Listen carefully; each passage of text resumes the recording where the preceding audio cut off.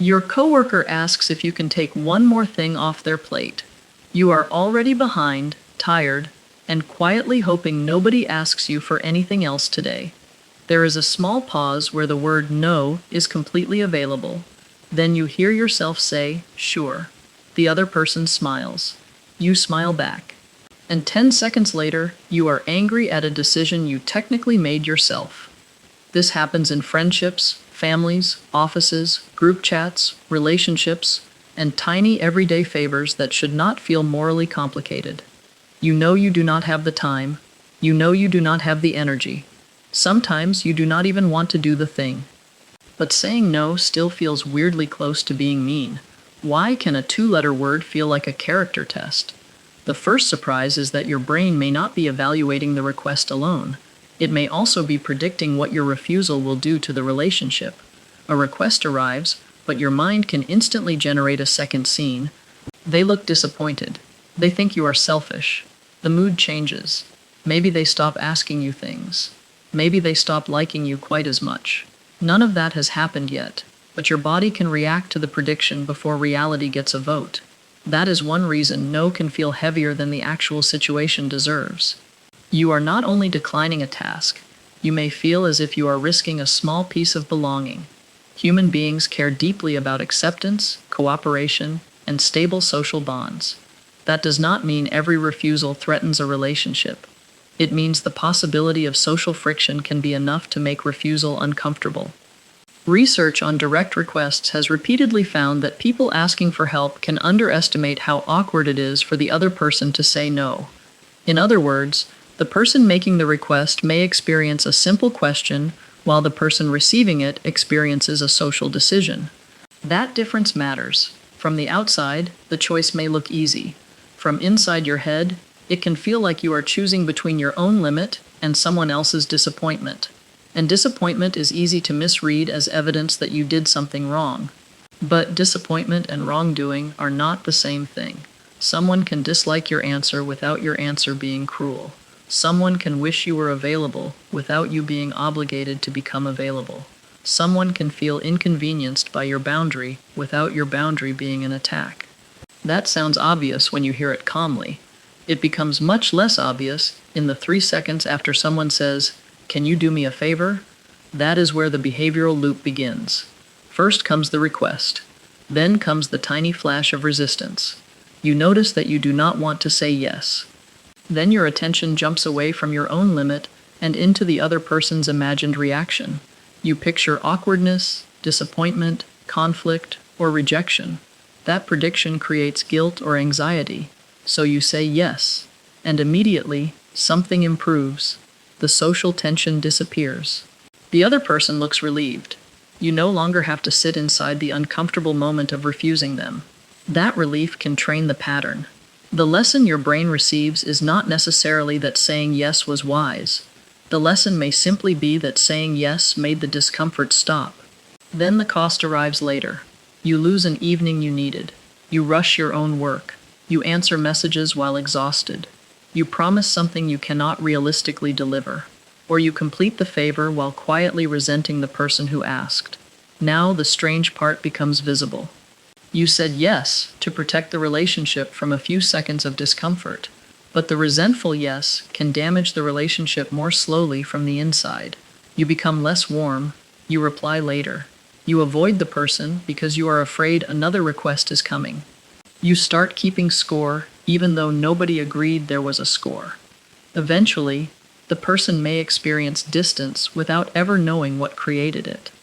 This is why a yes is not automatically kinder than a no.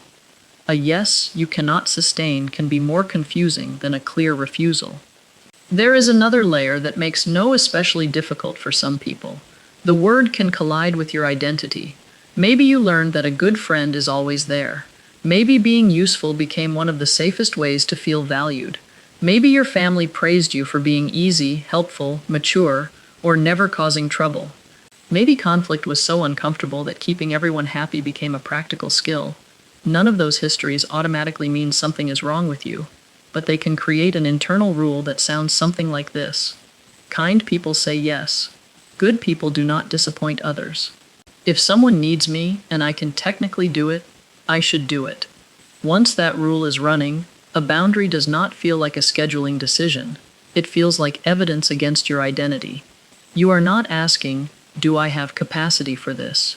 You are asking, what kind of person says no? And if the answer in your head is selfish, cold, difficult, or ungrateful, the decision is almost over before you make it. This is where guilt can become misleading. Guilt is often useful when it alerts us that we violated an important value or harmed someone, but feeling guilty does not automatically prove that harm occurred. Sometimes guilt can appear because you violated an old personal rule, even when the rule itself is too rigid for your current life. That creates a useful self-test. The next time no feels cruel, ask what exactly you believe you have done wrong. Did you insult the person? Did you break a promise you had already made? Did you deliberately leave them in danger? Or did you simply decline access to your time, energy, money, attention, or labor? Those situations are not morally identical, yet an overactive guilt response can make them feel strangely similar. You can run another test by changing one detail in the scene. Imagine that a person you care about came to you with the exact same limit. They are exhausted, overloaded, and unable to help this time. Would you call them mean for saying no to the request you are currently forcing yourself to accept? If not, your standard may change depending on who is being protected. You may grant other people limits that you treat as suspicious when they belong to you. There is also a difference between kindness and constant availability. Kindness is a way of treating people.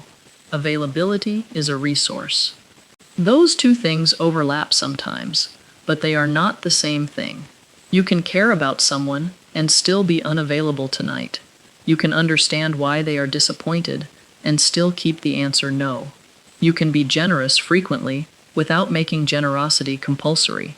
The moment generosity becomes something you are not allowed to refuse, it stops functioning like a free choice. Now notice what happens when you over-explain a boundary. You say you cannot make it, but then you add 6 reasons. You describe your schedule.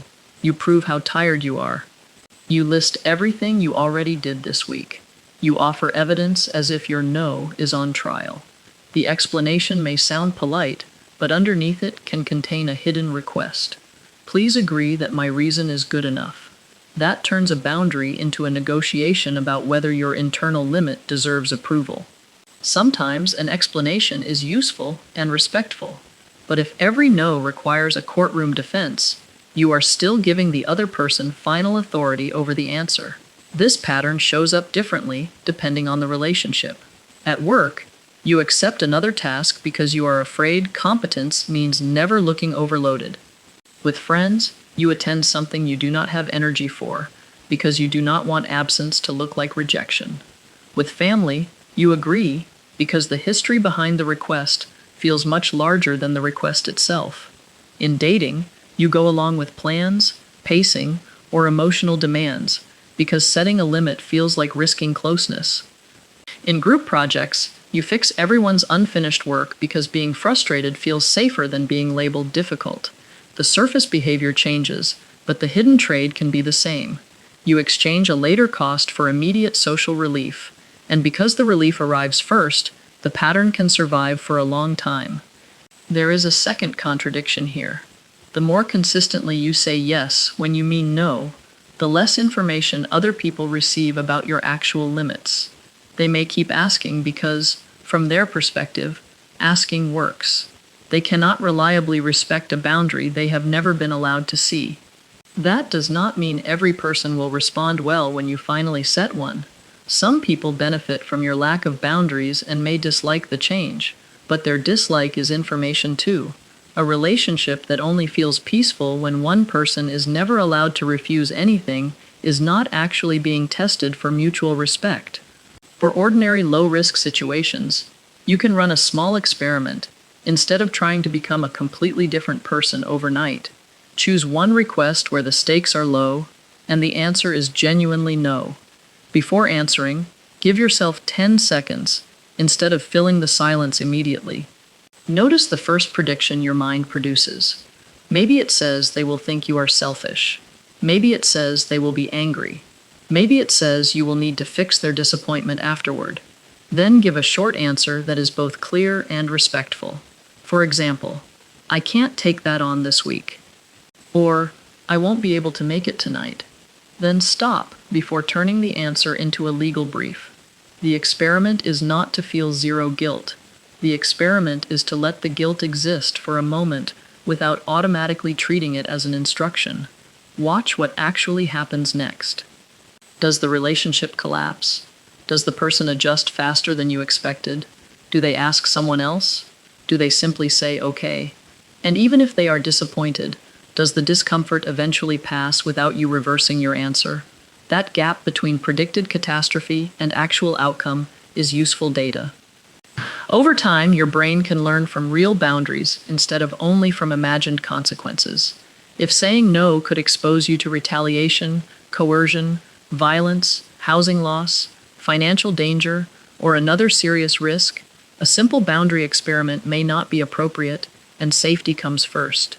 But in ordinary situations, the goal is not to become colder, it is to become more accurate about what kindness actually requires. Kindness does not require you to say yes before checking whether the yes is honest. Respect does not require you to erase your own limits so nobody else experiences disappointment. And a boundary is not automatically a rejection of the person standing on the other side of it. So the next time someone asks for one more favor, and you feel that familiar pressure in the tiny pause before answering, notice what your brain is predicting. It may be telling you that no means mean. It may be telling you that disappointment means danger. It may be telling you that being a good person means being permanently available. But those are interpretations, not instructions. Sometimes the kindest answer really is yes. And sometimes the most honest answer is no.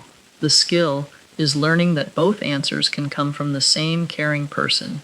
Because a boundary does not reveal that you stopped caring. Sometimes it reveals that you finally stopped using self-abandonment as proof that you do.